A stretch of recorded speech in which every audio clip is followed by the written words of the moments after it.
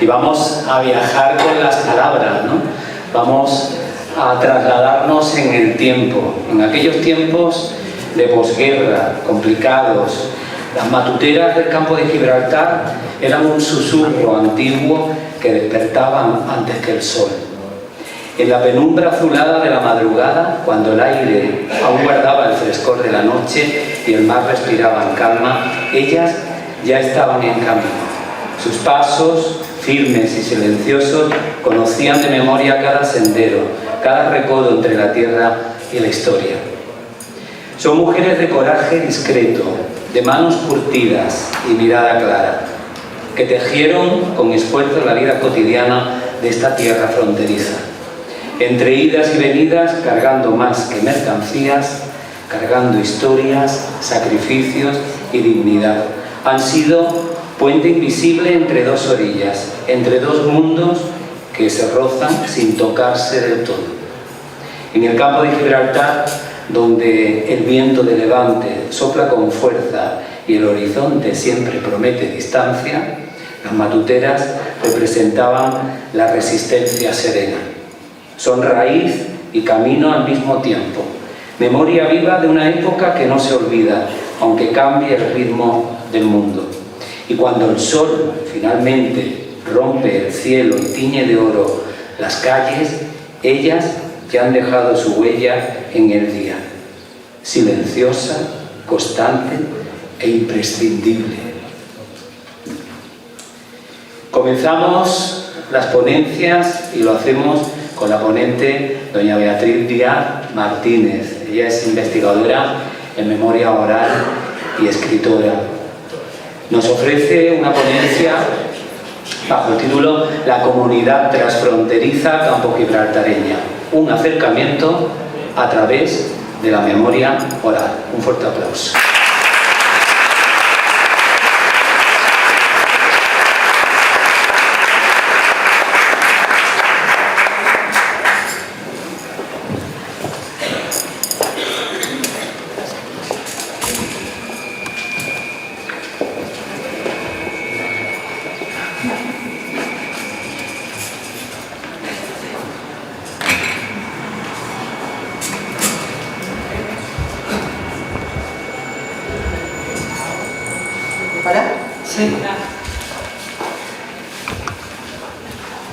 Bueno, pues nada, encantada de estar aquí con vosotras y vosotras en un día tan importante.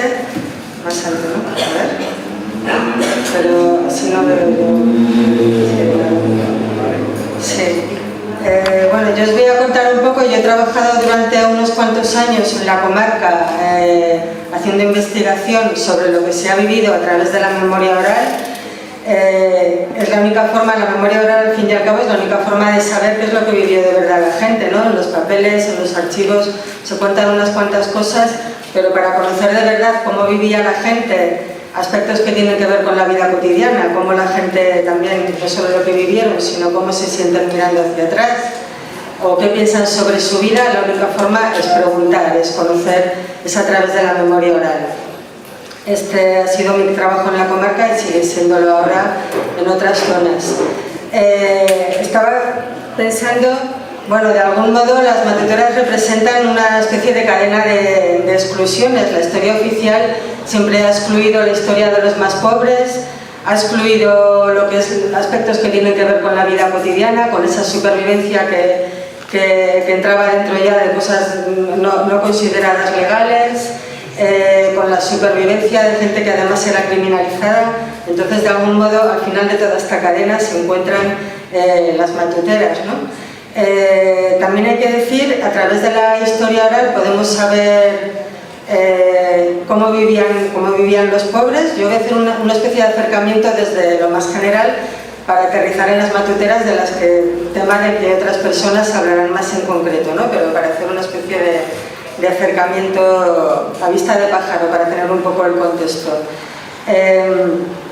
Bueno, sobre todo en mi trabajo las mujeres han aportado mucho más que los hombres, porque a pesar de que muchas mujeres empiezan, cuando yo entrevisto, cuando hago grupos de trabajo, empiezan diciendo yo no tengo nada que contar. porque nos han enseñado que tenemos que ser humildes, que lo que nosotras hemos vivido no tiene demasiado valor, ¿no? Lo que tiene valor son esos oficios que tienen nombre, pero al final ser matutera o lavar o otras cosas, las tareas de las mujeres no tienen tanta importancia. Pero en el fondo, si a nosotras nos han educado para cuidar, en el fondo nosotras sabemos mucho más, podemos contar mucho más porque sabemos de nuestro trabajo, de nuestra supervivencia y de toda la gente que tenemos alrededor, nuestra familia, las vecinas, las amigas, toda la gente que vivía en ese patio o en ese pueblito donde nosotras vivíamos. Es mucho más difícil que cuando un hombre recuerda tenga en su mente todo eso. Las mujeres teníamos que estar dedicadas y centradas en eso, y cuando nos preguntan, cuando hacemos memoria, podemos contar mucho más. Porque hablo de la comunidad transfronteriza. Gibraltar y la comarca al final son un espacio geográfico y humano, y hay una frontera, pero esa frontera no solo separa, esa frontera une, permite un intercambio, ¿no? de cultura, de muchas cosas, no solo es un sitio por el que hacer contrabandos, al final compartimos una historia, una economía, unas preocupaciones y un conflicto también. En la comarca también estoy haciendo un acercamiento muy somero.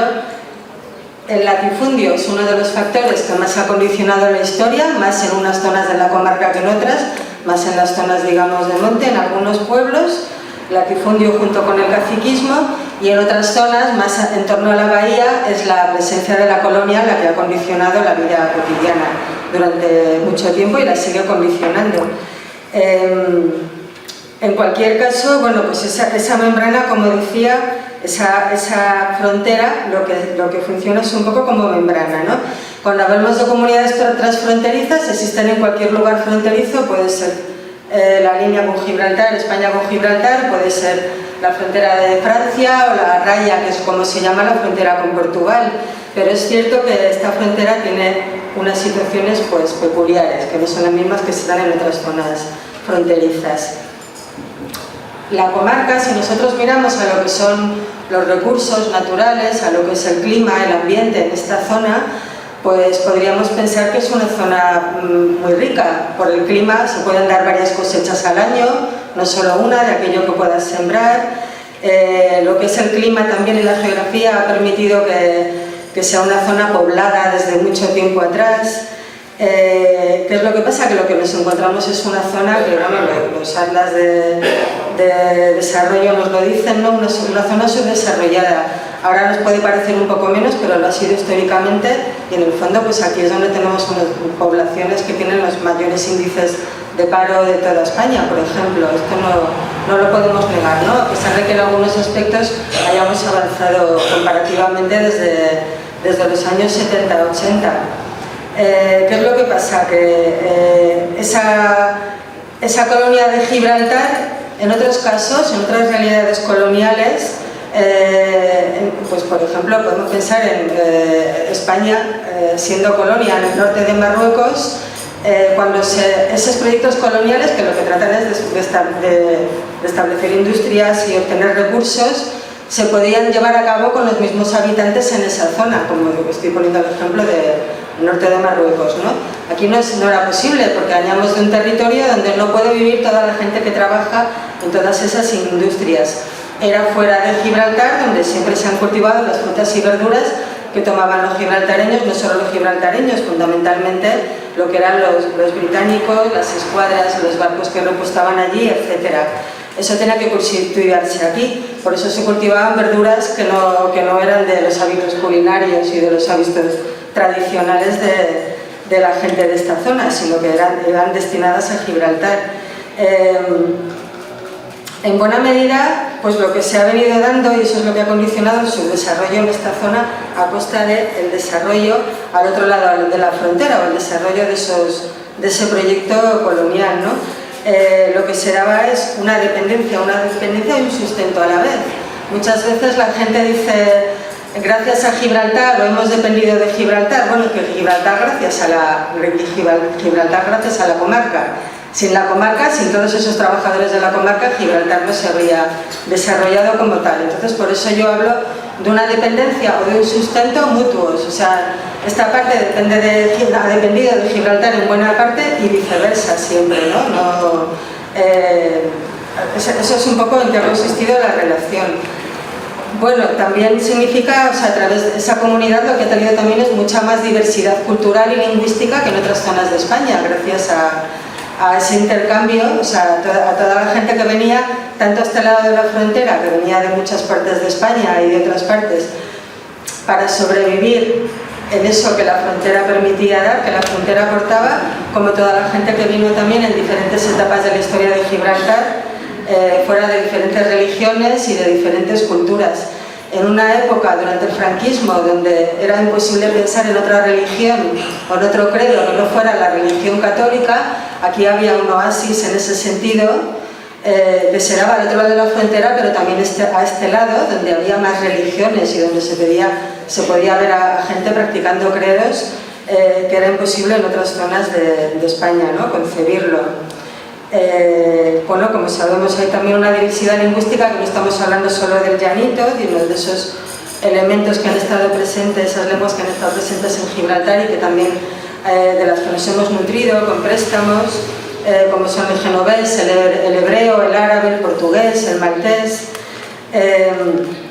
Y bueno, ya entrando a hablar de lo que es, cómo han sido los aspectos más elementales de la vida cotidiana en la comarca, en esa comarca que estaba subdesarrollada, porque eso es lo que permitía el desarrollo de la colonia, pues podemos hablar, por ejemplo, de la vivienda. La vivienda, pues bueno, de pequeña, por lo menos a mí en la escuela me decían, ¿no? El cortijo, la vivienda típica de Andalucía, la masía de no sé dónde, el caserío de tal. Pero en realidad la mayor parte de la gente no ha vivido en cortijos, ni en cortijillos. La mayor parte de la gente ha vivido en chozas en las zonas más de campo y en barracas o chabolas en las zonas más urbanas, en el sentido de urbano o obrero, en el sentido de qué vivía esa gente, ¿no? Que como comentabais antes, esto no está reflejado en casi ningún texto, incluso muchas veces cuando te vas a esos pequeños libritos que se sacan con la historia de cada pueblo, pues te van a resaltar ese palacete, ese cortijo, ese antiguo edificio militar, pero no van a hablar de las casas donde vivía la mayoría de la gente, que también, incluso cuando se habla de arquitectura, ¿por qué no hablar de la arquitectura de las barracas o de las chozas también? En cada sitio, esto ha tomado diferentes, o sea, ese tipo de viviendas, en cada sitio, bueno, lo sabéis mejor vosotras que yo, se hacía con los elementos que había a mano, porque se trataba de que cada uno se hacía su casa con lo que podía. Fundamentalmente las barracas se instalaban en todas esas zonas, digamos que eran públicas, que no pertenecían a nadie, como que eran las zonas más cercanas a las costas, a las veredas, etcétera, ¿no? ¿Y con qué estaban hechas? Pues si era una zona de marisma o más de desembocadura de los ríos, como puede ser Puente Mayorga, La Tunara, la estación de San Roque, con caña, junco y barro. Por ejemplo, Rafael Pérez, que nació y se crió en Puente Mayorga, decía: nuestra choza era como las chozas de los indios, mojabas el barro, lo ibas poniendo en la pared.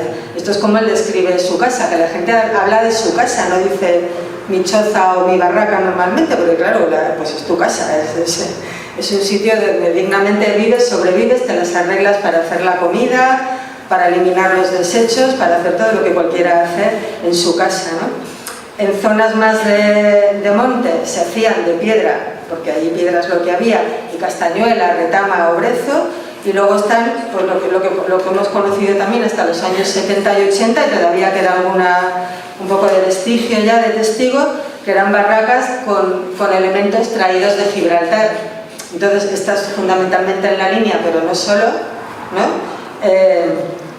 Porque eran los sitios más cercanos allá donde podías llegar con esos elementos. Por ejemplo, Antonio Barros, que trabajaba haciendo barracas, fue uno de sus trabajos cuando era joven, pues él contaba que viendo la barraca se podía ver en qué medida esa persona tenía posibilidades para acceder a Gibraltar, o qué tipo de trabajo tenía, ¿no? Él dice, el material para hacer la barraca dependía del dinero que tuviera uno, según lo que encontraba, según si la gente entraba a Gibraltar. Esa era la explicación de cómo se hacía o qué materiales se hacía la barraca. Madera, cartones, latas, todo era de cosas que sobraban o que se podían conseguir y se sacaban de Gibraltar. Bueno, en ver cómo se vivía, cómo era la vida cotidiana, las mujeres son las protagonistas, o sea, no solo quienes más pueden contar sobre esto, sino que son las protagonistas para conseguir sacar adelante a las familias. Un caso claro que es las matuteras, pero en general, ¿no? Participaban en elaborar la barraca y la choza, en aislarla, porque luego había que aislarla de la humedad, de las plagas, de cucarachas, de ratas, etc.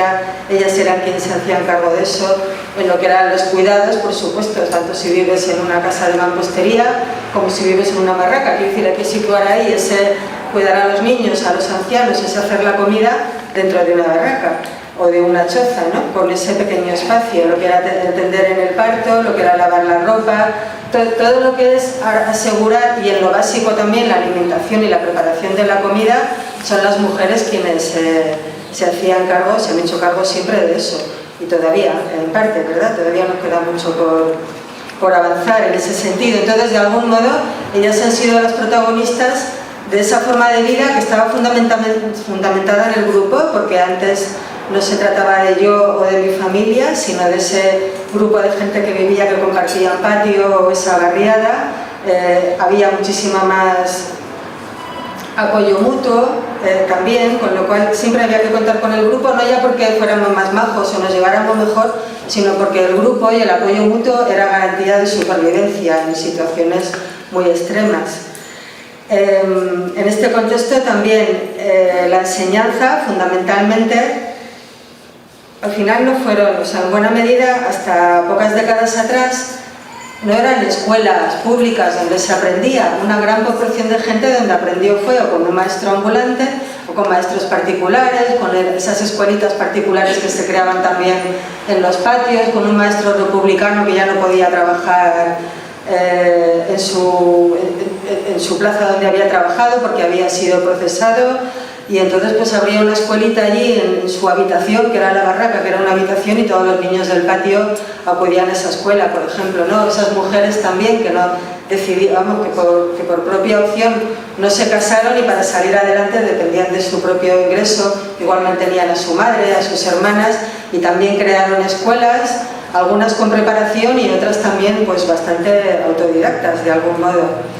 En este contexto, muchas veces ese sitio donde se aprendía, esa escuela, también era una barraca, como comentaba, era una choza.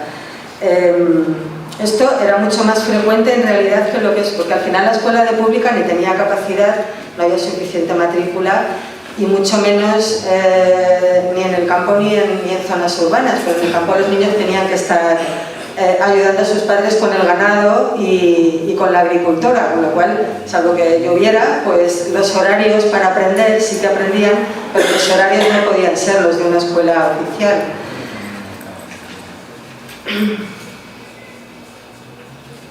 Bueno, entrando a hablar un poco de lo que eran aspectos de también la dimensión de género respecto a lo que eran diferentes aspectos, posibilidades de trabajo, de salir adelante en relación con Gibraltar. Está, por ejemplo, lo que es el servicio doméstico.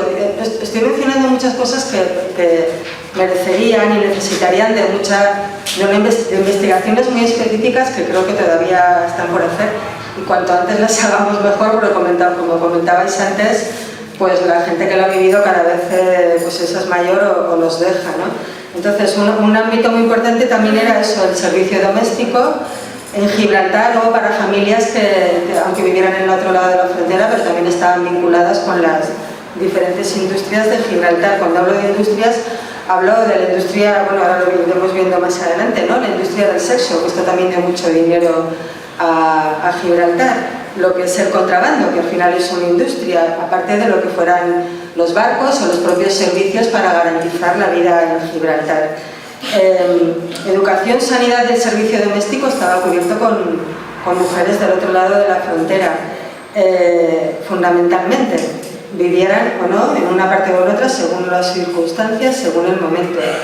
De hecho, como sabemos, cuando se cerró la frontera, Gibraltar tuvo que recurrir a muchas mujeres gibraltareñas o que por ciudadanía eran gibraltareñas que nunca habían trabajado y que tuvieron que ponerse a prepararse y a cubrir todos esos espacios laborales, ¿no? Y tuvo que recurrir también a población marroquí. En este caso no podía contar con población que viviera al otro lado de la frontera, aquí lo vemos muy bien, con lo cual se creó un gran problema habitacional, porque esos marroquíes que trabajaban en Gibraltar mientras estuvo la frontera cerrada tenían que vivir dentro. Aquí lo vemos con mucha claridad. En cuanto se abrió la frontera volvieron a prescindir de esa parte de la población, aunque parte sigue habiendo algunos, pero no tanto como hubo en aquellas décadas, y volvieron a contar con la población española porque económicamente interesaba mucho más.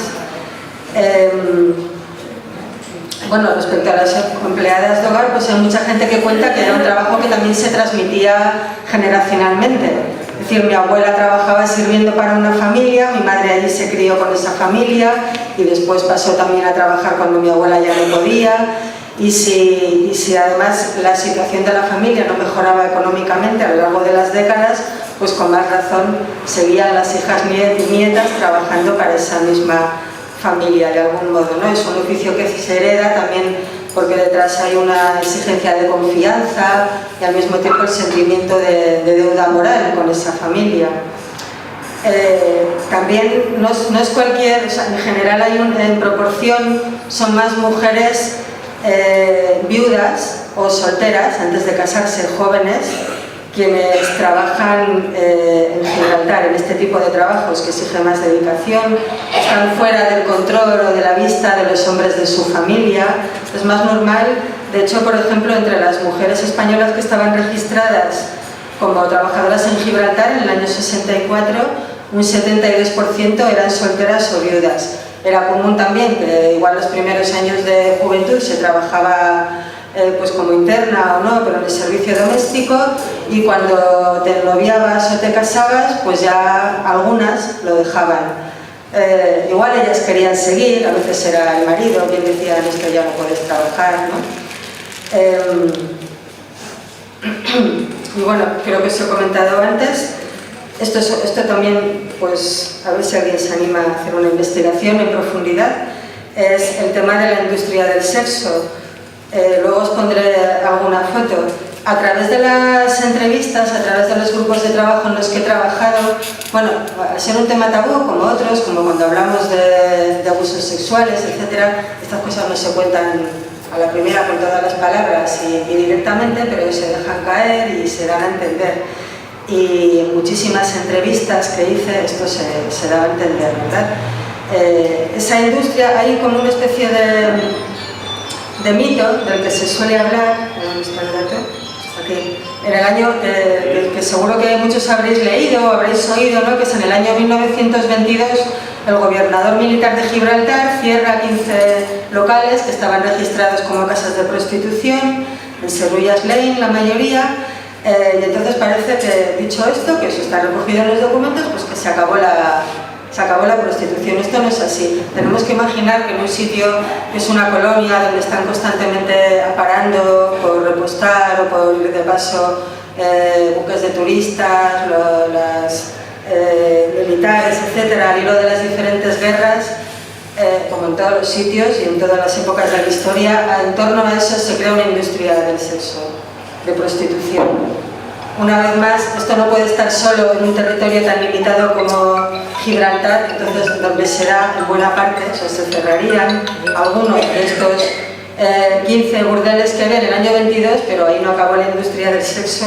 Esto continúa, la gente que ha conocido, se habla de, pues por ejemplo, Vicenta López hablaba de que cuando llegaba una escuadra de barcos a Gibraltar, las que estaban sirviendo en Gibraltar, sus propios jefes las avisaban, le decían, hoy llega una escuadra de barcos, salid antes, porque lo que les pasaba es que si estaban por la calle en ese momento que todos los soldados o los marineros ocupaban Gibraltar, entre comillas, cualquier mujer que, esto lo cuentan ellas, cualquier mujer que andaba por allí la agarraban y se la llevaban, ¿no? Vamos, hacían lo que querían con ellas. Entonces los propios empleadores las avisaban, iros antes para que nos pillen por la calle que está llegando una escuadra.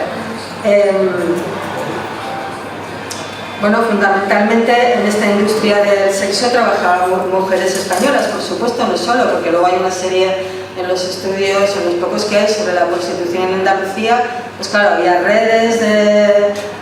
Pues esto también está muy ligado a la prostitución, ¿no? Se quieren mujeres que resulten atractivas porque son nuevas, porque son de otras culturas, entonces pues igual venían de un sitio, se iban a otro, entonces no solo españolas, pero también en buena parte. Y también, pues bueno, esto está vinculado también con el tráfico de mujeres. Gibraltar era un puerto que no estaba sometido a las normativas, a no ser España, del gobierno español, respecto a la migración, con lo cual era mucho más fácil que también hubiera tráfico de mujeres. Hay un...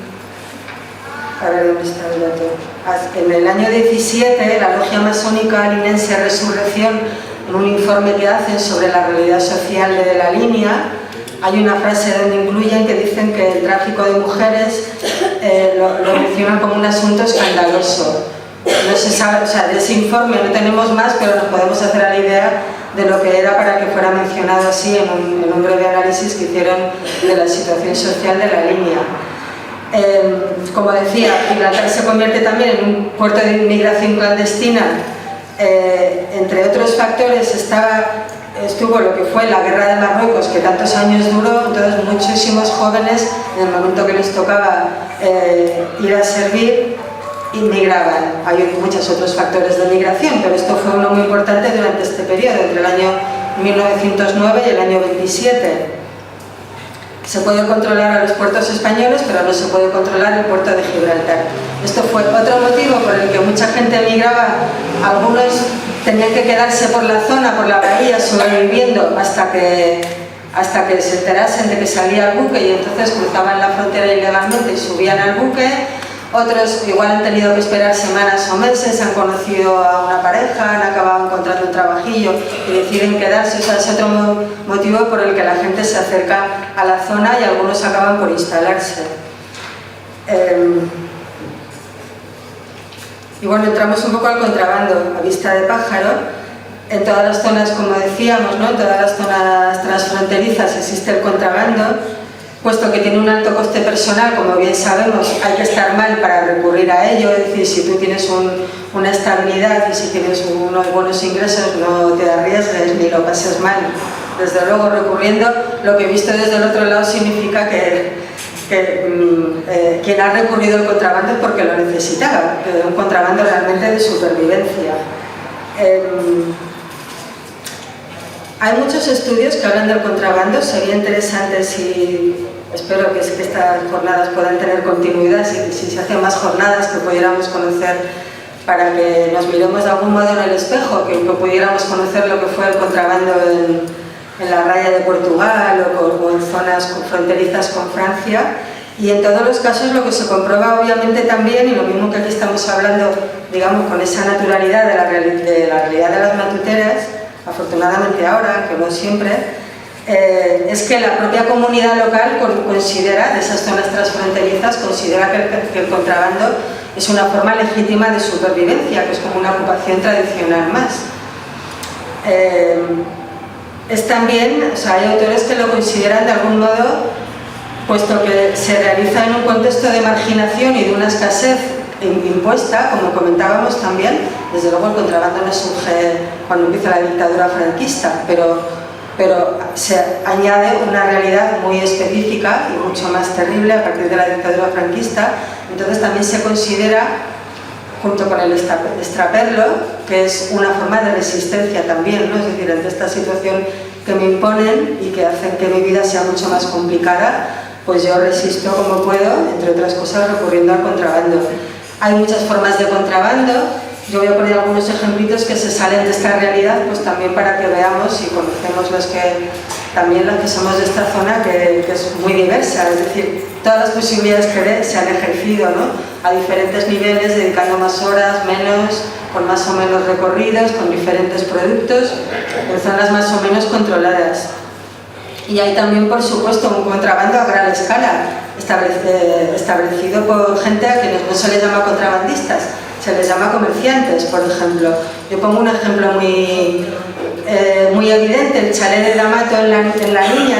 D'Amato fue un gran contrabandista en la industria militar, pero hay un edificio ahí a quien se le reconoce, que es el chalet de D'Amato, y D'Amato en los textos aparece como un comerciante, no como un contrabandista. Otros son los contrabandistas, los que tienen que hacerlo para comer, ¿no?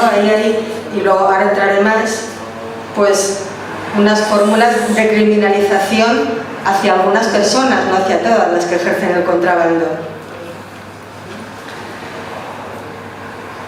Bueno, se inserta, esto también quería poner algún ejemplito, ese contrabando a pequeña escala, que es el que ejerce una parte de la población más amplia y más por supervivencia, se asienta sobre la red de transporte, también la red de transporte legal. Ahora pondré algún ejemplo sobre lo que son los transportistas de carretera, aparte del que tiene que salir de las propias carreteras o de las vías y atravesar el monte, ¿no? Se asienta también sobre el trueque, sobre la recoba, por eso también a veces el contrabando se le llama recoba, o algunas de las personas que ejercían el contrabando se les llama recoberas. Al final son diferentes aspectos de eso, conseguir productos e intercambiarlos o truquear según qué zona. Se le llamaba recoba, contrabando, matute. Por supuesto que el contrabando beneficia al proyecto colonial, entre otros motivos porque es un ahorro de infraestructura de transporte y de arancel, es decir, si hay alguien malo, somos todos, no solo una parte, de algún modo, ¿no? Y bueno, luego, por ejemplo, en los relatos sale bastante a la luz que en esa época en que se van estableciendo restricciones aduaneras y que acaba por desembocar en lo que es el cierre de la aduana, aquí también las propias autoridades, o sea, la propia dictadura franquista impuso, apoyada un poco en la burocracia y en el saqueo, pues al final alimentaba la corrupción y alimentaba el contrabando. La gente que entonces cruzaba la frontera y que se vieron viendo limitados con diferentes detalles, exigencias, pues lo exponen de una forma muy clara.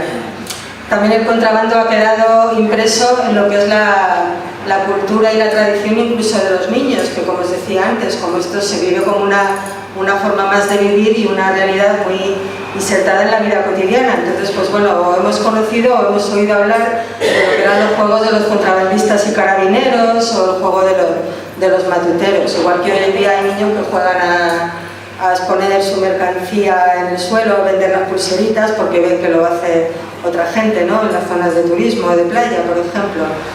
La literatura oral, por supuesto que recoge también lo que es esa cultura en torno al contrabando. Estaba comentando esta mañana con una de las mozas que nos han acompañado por las exposiciones de San Roque, una copla que dice: Gibraltar sentí frío y en la línea calentura, pero llegando a San Roque todos mis males se curan. Que hay una variante que es una parte de lo que era esta canción de Mártires del Compás. Y mujeres y hombres, por supuesto, el ejemplo de las matuteras lo deja claro, participan de forma diferente en el contrabando, como en tantos otros trabajos.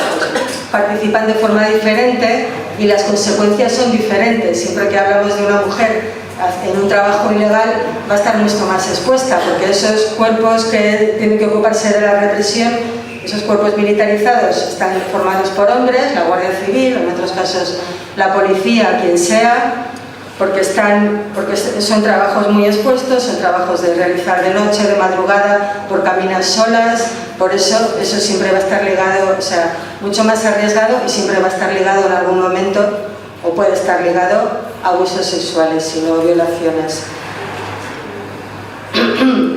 Quería poner algunos ejemplillos por salir un poco de aquí, dado que mi familia es de Tarifa, lo que son, por ejemplo, las matuteras de Tarifa. En ese caso, ¿quiénes ejercían como matuteras? Pues viudas de marineros, porque no iban a tener una pensión, los marineros morían a veces muy jóvenes, ellas ya estaban cargadas de hijos, y muchas, si no podían entrar o no querían en las fábricas de pescado, donde también es vox populi los abusos sexuales que recibían, y ahí no hay quien no lo cuente, pues era al matute a lo que se podían dedicar. En su caso, como esa zona de carreteras o recorridos entre Algeciras y Tarifa estaba más lejos, entre comillas, y estaba menos controlada, lo hacían por carretera, salvo que les dieran el aviso de que venía la brigadilla, no tenían que echarse al monte, digamos, no tenían que ir por caminos ocultos, incluso con coches o con taxis recientemente. O sea, se ponían de acuerdo, iban varias mujeres juntas, no es por nada, lo de ir siempre protegiéndose juntas, ya lo sabemos. Y luego estaba a su vez el matute, como siempre está vinculado con otras redes, o sea, los productos se van pasando de unos a otros espacios, y en este caso estaban vinculadas con las mujeres que con esos cuarterones liaban los cigarrillos que se vendían, en este caso en Tarifa. Estaban vinculados con las tiendas de extraperlo que había en Tarifa, como en otros sitios. Entonces allí llegaban el género y a su vez en las tiendas de extraperlo lo volvían a vender. Hablamos de productos muy diversos y según las épocas, lo sabemos. Digo, pues por ejemplo, pastillas anticonceptivas, a veces también a través del matuteo del contrabando era la forma que llegaran a las mujeres, por poner, pues bueno, un ejemplo diverso también, ¿no? Respecto al tema de los abusos sexuales, fueran sirvientas, matuteras o trabajadoras transfronterizas en general, pues por ejemplo, Francisca Aguilar de La Línea, ella contaba, decía, muchas mocitas que querían el pase para Gibraltar las conquistaban los policías secretas, tenían que acostarse con ellas. Y Esperanza Sánchez, que su madre tuvo una tienda de extraperlo en Tarifa, decía, a veces sus hijas las avisaban a las matuteras que está en la carretera la brigadilla, escondeos, ¿no? Entonces ellas pues se echaban por los campos, se escondían. Y Esperanza añade, si te cogían, te quitaban lo que llevabas, y dices, algunos te dejaban pasar, pero te decían, te dejo pasar a cambio de esto. Bueno, eufemismos, ¿no?, para hablar de la relación sexual forzada o de los abusos sexuales. Y Esperanza añade, pero a los hombres, aceptes o no, te meten mano, y por eso ese trabajo estaba mal visto. En realidad, lo que tenía que estar mal visto era el trabajo en la brigadilla, pero al final, y sigue siendo así, lo conocemos, se impone la culpa, se impone la vergüenza, y es la propia mujer quien lo ha vivido la que va a sentir, la que se va a sentir mal, o sobre la que va a pesar el señalamiento de algún modo. Por ejemplo, Isabel, que estuvo trabajando, sirviendo en una casa en Gibraltar, ella vivía en La Línea. Gibraltar dice que su marido no quería, o sea, se negaba a que ella trabajara en Gibraltar, pero ella todo lo que pudo siguió yendo, ¿no? Pero el marido decía, ¿sabe Dios cómo te ganas el dinero? De algún modo, o sea, también había pues un estigma respecto a la pérdida de la decencia o de la pérdida de la buena imagen de la mujer, de esa mujer que trabajaba en Gibraltar, no solo de las mujeres que trabajaban en el contrabando. Y bueno, respecto a la criminalización, pues sí es verdad que yo me he encontrado mucha gente aquí en entrevista, como vamos de tiempo.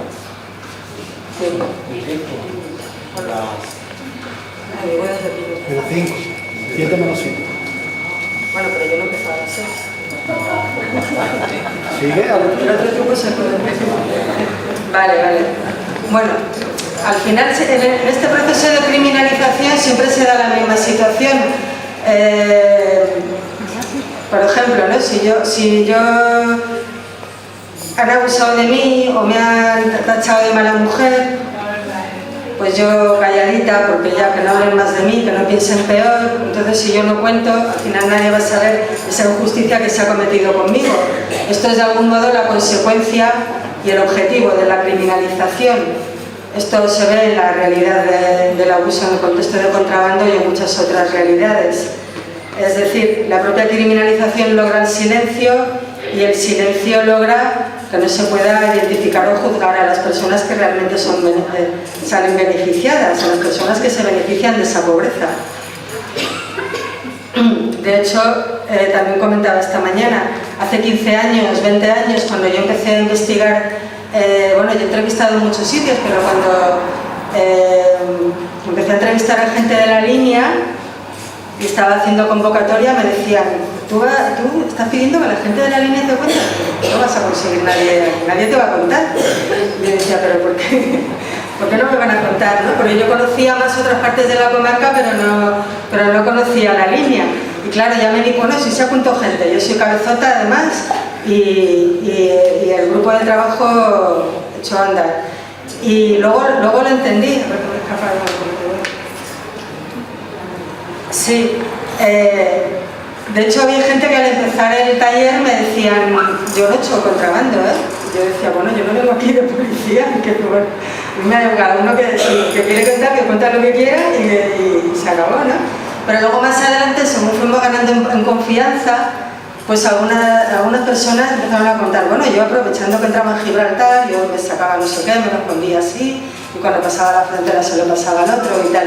Entonces la primera que me había dicho era de yo contrabando, ¿no? Entonces levantó la mano y dijo, yo claro, yo también. Entonces ahí se ve muy bien ese cambio, ¿no? Que es lo que también a mí me parece importante, es redignificar, o sea, cambiar la culpa de bando y redignificar, es decir, de tener que ocultar y decir, cuidado que yo no, y mentir y silenciar, a contar lo que hemos vivido con orgullo y con dignidad, ¿no? Bueno, en este contexto, pues en buena parte, en el momento desde que acaba la guerra y durante la larga posguerra que duró décadas, pues lo que se dan son muchas formas de represión hacia las familias que han tenido algún vínculo con la izquierda o simplemente que estuvieron luchando en el bando republicano o que estuvieron viviendo en zona republicana hasta que acabó la guerra por circunstancias diferentes, que lo que estamos hablando de más de la mitad de la población del país. Y entonces, dentro de las formas de represión no está solo el asesinato y la cárcel, las formas más incisivas, sino que está y esto afectó a muchísima gente, a mucha más gente, ese aislar laboralmente, quitarle todas las posibilidades de supervivencia. Eso, en un contexto de mucha hambre y de mucha escasez, significaba que la gente moría de hambre, no era cualquier cosa, era no te vamos a fusilar, pero vas a morir de hambre, o tu familia va a morir de hambre. En este contexto es en el que la gente recurre a lo que sea, y entre otras cosas al extraperlo, al contrabando, al matuteo. Entonces eso significa que mucha gente de izquierdas con más motivos tuvo que recurrir a estas formas de supervivencia porque otras formas se les cerraban, no había, con ese estigma. Otra vez hablamos de etiquetas, hablábamos antes de lo que es mala mujer, ¿no? Y hay otro estigma que es rojo. Entonces si tú eras rojo no sabemos ni por qué, o ni por qué lo sabía aquella familia, no siempre, pues ya no te iban a dar trabajo, más fácil, con más probabilidad que ibas a tener que recurrir a trabajos ilegales. Sí, pero es que yo no he empezado a las 6, ¿eh? Ahora ya acabó. Bueno, esto es lo que se llama eso, el aislamiento social, estrechar oportunidades, ¿no? Por supuesto que en sacar adelante a la familia en esas circunstancias, cuando los hombres no están, los hombres no siempre están, no siempre es porque están en la cárcel o han sido asesinados. Yo esto también lo tengo recogido. Pues a veces es porque los hombres han evitado su responsabilidad de hacerse cargo de la familia, de sacarla adelante. Es mucho más común que la mujer asuma eso y que el hombre se pueda permitir pues no hacerse cargo. Esto es así, por lo mismo, otra vez nos han educado, le tenemos metido muy dentro hacernos cargo de quienes tenemos alrededor, los cuidados, ¿no?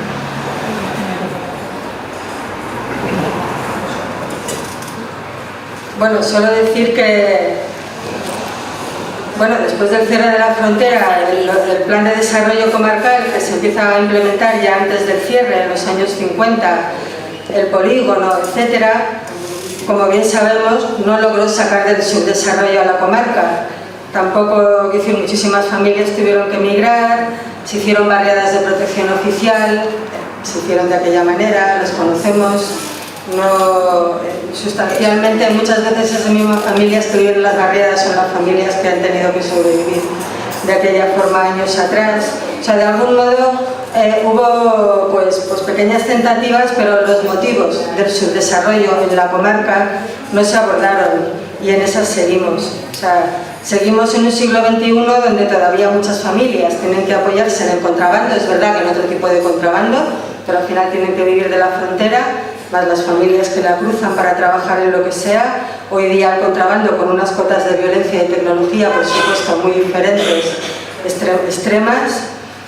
Y por supuesto que seguimos con ese lastre de la criminalización, ¿no? La comarca y ciertos pueblos, esas etiquetas de de contrabandistas y otros, de algún modo, ¿no? De algún modo todavía necesitamos compromisos institucionales muy sólidos y muy a medio plazo, muy serios, para que se reconozca la especificidad de esta zona, o sea, que se reconozca y que se implementen planes de desarrollo un poco acordes con, no por falta de recursos, no es una comarca pobre de por sí.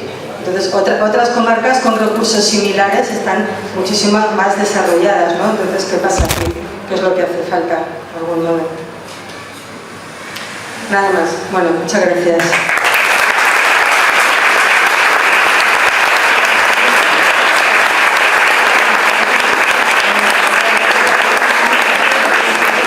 Voy a poner unas fotos, o sea, las fotos que se he dejado aparte son unas poquillas, es un minuto, solo para...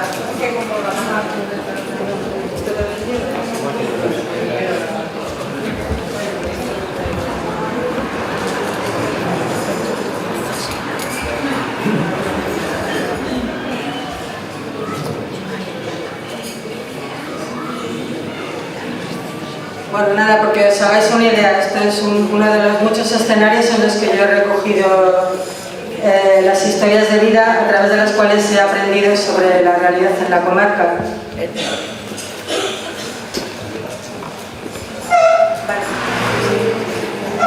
Esto es un ejemplo, lo conoceréis muchas posiblemente, de los restos que quedan por el campo cuando vamos caminando. Es importante que aprendamos a reconocerlo también. Esto es la planta de lo que era antes, la Casa de las Camas, la Casa de la Candela. La gente que sois de zona de campo lo reconocéis. Quedan poblados y quedan también casas dispersas. A mí no me gusta cuando oigo decir ya no queda nadie que sepa de esto.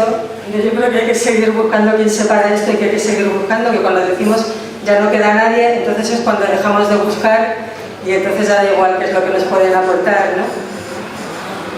Y ya, nada, algunos ejemplos de lo que son barriadas de barracas en diferentes zonas de la bahía, Algeciras, Campamento, la estación de San Roque.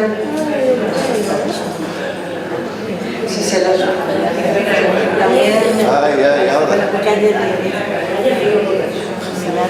Esto ya es en la línea, primer plano. ¿Te pasa un poquito la foto anterior?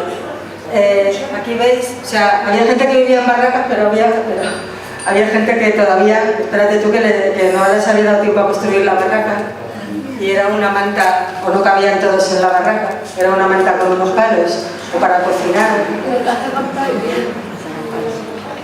Y esto es un ejemplo de lo que no se hace aquí, pero que podría ser posible, es decir, dignificar también la vida cotidiana, es dignificar esa casa donde ha vivido la mayor parte de la gente. Esto es Valencia, es una barraca, también se llaman barracas allí, en cualquier caso, es una vivienda tradicional. ¿Por qué no ponemos en valor lo que es la vida en la barraca, que también es vida de supervivencia, tanto las chozas como las barracas? Esto es mi tía abuela y otras dos amigas suyas, y detrás está la escuela donde trabajó mi tía abuela, en Casas de Porros. La escuela también era una choza en los años 40. Lo que son las sirvientas, esta es la señora Lisi, la esposa de D'Amato. Una de ellas, que no sé cuál es familia de Francisca Aguilar, y las demás son sus sirvientas. Había que acompañar a la señora y hacerle un poco de entretenimiento mientras iba a la playa. Y esto es un poco para que veamos también en paralelo lo que ha sido al final sigue siendo, en el primer caso es en 1930, es la abuela de Francisca también, quien estaba sirviendo en una casa en Gibraltar, y a día de hoy hay muchas mujeres marroquíes que son las que están allí también haciendo parte de lo que es el trabajo del servicio. Pero la situación de dependencia sigue parecida, ¿no? Lo que es el compromiso de las mujeres también con el mantenimiento de la barraca.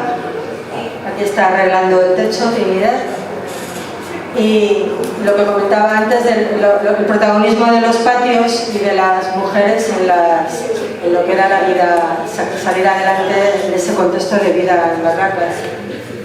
Respecto al tema de la prostitución, no sé si, bueno, eso, una de las calles donde más prostíbulos había y también prostitución de calle era Segullas, la calle Peligro se llamaba por algo, ¿verdad? Y bueno, un poco la imagen, esto es una postal típica. Pues ponemos una postal con la foto de la calle de la prostitución. Y veis un poco por los tipos qué tipo de gente trabajaba ahí también. Estas son fotos tomadas de blogs de fotógrafos, de marineros o militares que pasaban por Gibraltar con su barco, con su escuadra, y algún fotógrafo en aquellos años. Están recogidas en diferentes blogs. Quiero decir que para hacer real y cercana lo que es la realidad de la prostitución no fue anecdótica, para nada. Esta es otra, el Café Universal, no sé si os suena. Esto lo hizo un chico, que entonces era un chico de 18 años, que era miembro de las Fuerzas Aéreas de Estados Unidos. Cuando hizo la foto tenía 18 años. Estos son grabados más antiguos, del siglo XIX. Luego no cambió mucho, casi muchas décadas después, más de un siglo después, las formas eran parecidas. Y bueno, pues como sabéis, muchas rutas y muchos recorridos. En los años 50, esto ya como casi la foto de ahí, ¿no? Aquí está definido, no está claro, lo que piensa la persona que puso la foto en su blog es que por el aspecto cree, no lo ha puesto como seguro, que podrían ser matuteras. No sé, pero la foto, bueno, pues se ve muy bien el contraste también. Aquí se acaba.